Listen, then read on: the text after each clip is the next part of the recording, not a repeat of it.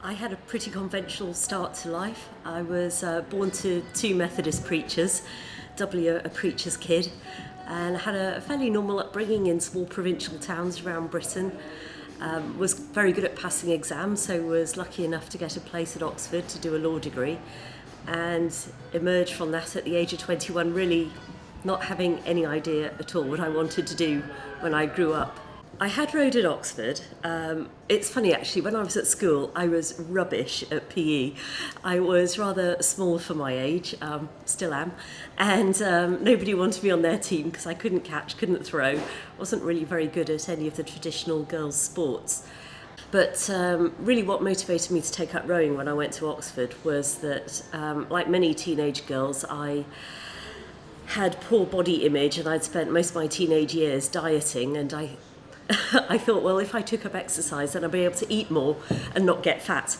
So that really was my not very noble reason for getting into rowing. But I found, to my great surprise, I actually really enjoyed it. I loved the camaraderie of the team and being out on the water early in the morning. And I actually became quite good at it, despite being really too short to be a rower, and went on to race against Cambridge a couple of times. I thought management consultancy sounded like a decent kind of job until I had some better ideas. So I went into that as a stopgap, but 11 years later on I was still in my stopgap and pretty much caught in the salary trap as well.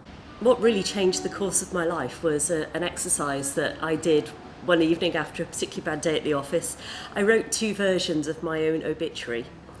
So I imagined I was at the end of my life and looking back and thinking about how I'd spent my time on Earth. And the first version was the fantasy obituary, how I wanted to feel about my life. So it wasn't really so much what I would do, it was more about how it would feel to be me looking back. Would I feel proud of how I'd lived, or would I have regrets?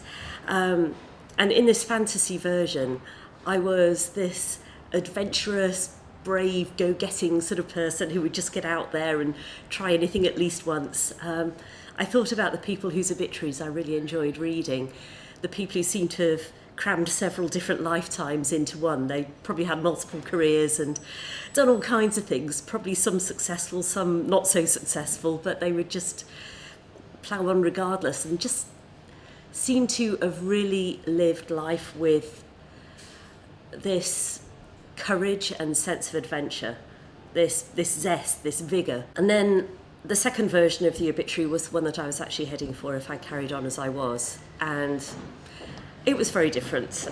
It was very safe, very normal, very secure, but I realised that that just wasn't what I wanted.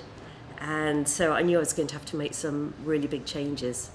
I tried to pretend for a bit longer that I really did enjoy management consultancy, but I think once you've had a vision of an alternate and much more exciting future, it's very hard to be satisfied with the rather more mundane life that you're actually living. I wish I could say it was a very conscious choice to make this big transition, but looking back now, it seems more like I managed to sabotage the things that were going on in my life at that time, the stable relationship, the career, until I was really in a position where I had nothing left to lose. So it was around that time in my mid-30s by this point when I was going through this radical personal reinvention that I had my environmental awakening. I'd spent 3 months in Peru to write a book about my travels, and it was while I was there that I started to wake up to what we're doing to the earth. I went with about 30,000 Peruvian Indians up to a glacier in the Andes on a pilgrimage, and they were telling me how this glacier was retreating and retreating every year as they went back there. So I came back from that Peru trip very inspired to find out more about what is happening with the planet, with climate change and loss of biodiversity and ocean acidification and all of these things. And what I found out really terrified me. And I was also really quite mortified that I'd been so ignorant about all this stuff for so long. And I thought with great shame and guilt about how careless I'd been as a consumer, as a traveller, as someone throwing stuff away, although there is really no away. And I thought I have to do something about this. But I was at a loss as to what I could do at that point. I was just a burned out management consultant. But it was around that time that I happened to meet a guy who had rowed across the Atlantic with his mother, of all people. And so I thought, heck, if someone's mother can row across an ocean, how hard can it be? So this is what I decided I was going to do. I just had this crazy idea one day, just popped into my head out of nowhere, that I would row solo across oceans and use that as my platform to raise environmental awareness through my blogs and talks and books.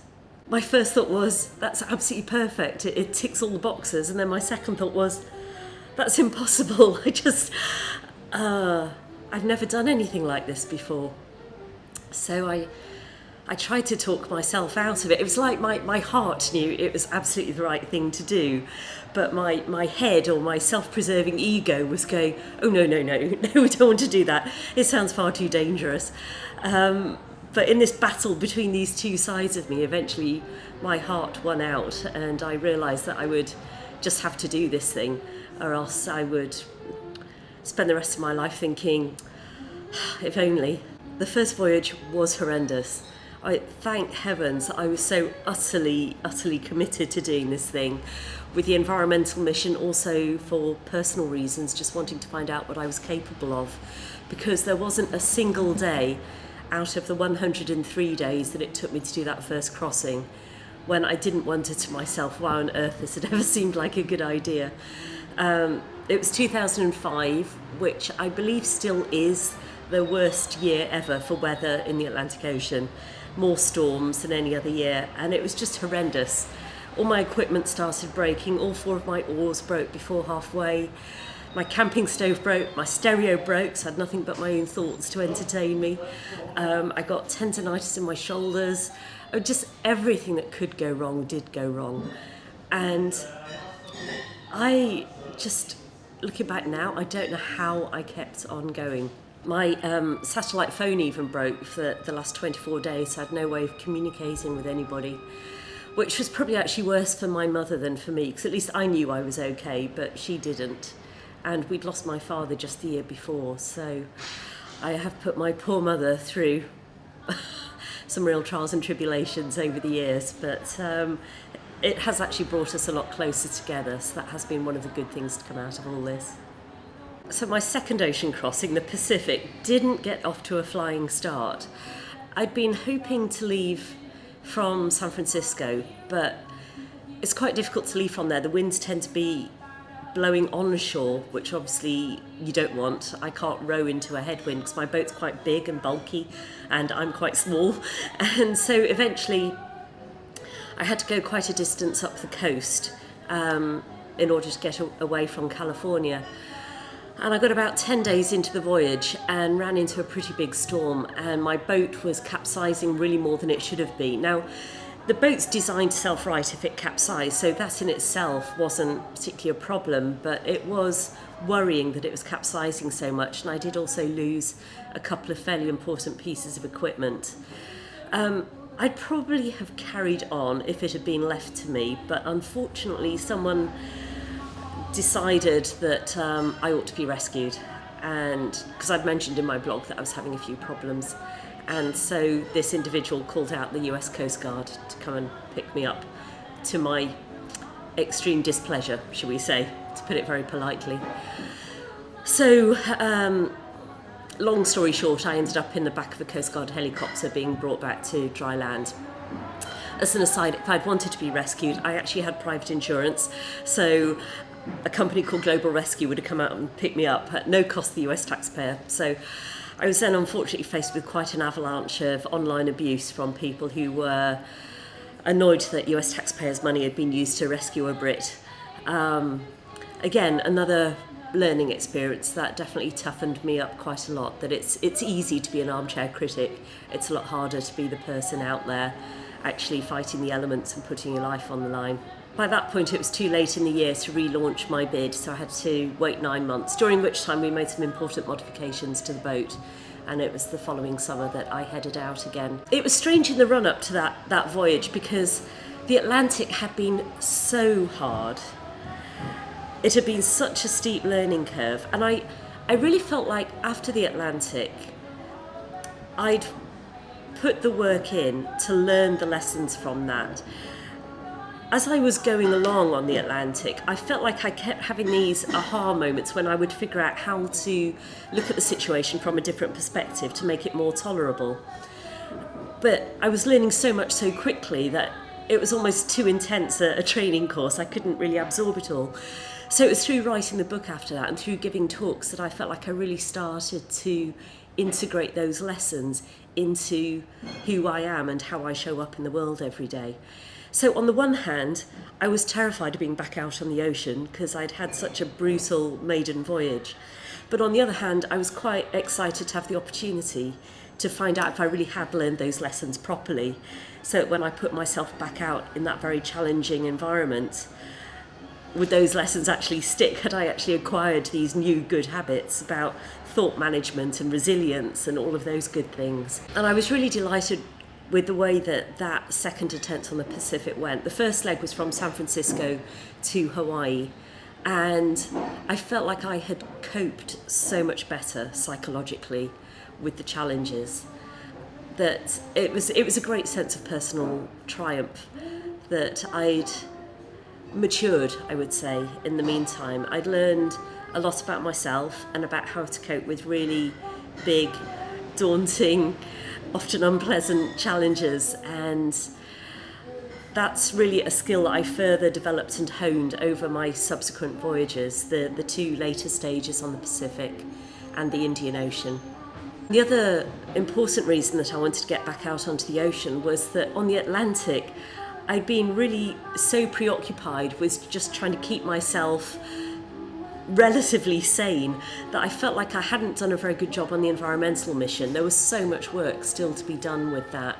So in going out on the Pacific, when I was finding the self-management side of it that much easier, I had more capacity to really start dealing with the environmental mission. And so through my blogs, I would mostly talk about the adventure. I didn't want it to be a specifically environmental blog because I had the feeling that would turn some people away. So eventually, over the course of 7 years, I did become the first woman to row solo across 3 oceans, the Atlantic, the Pacific and the Indian. So that was a total of about 15,000 miles, not counting all the wiggles and the being blown backwards and blown sideways along the way. But really, it's funny when people describe me as an extreme rower or an adventurer or an athlete, because to me the most important aspect, there were 2 really important aspects of it. One was as an environmental campaigner, to use those adventures to get people's attention so that I could talk about our environmental issues and hopefully to inspire action by really saying to people, look, I care so much about what we're doing to the earth that I'm willing to go out there and do these ridiculous things to get your attention. So please take this seriously.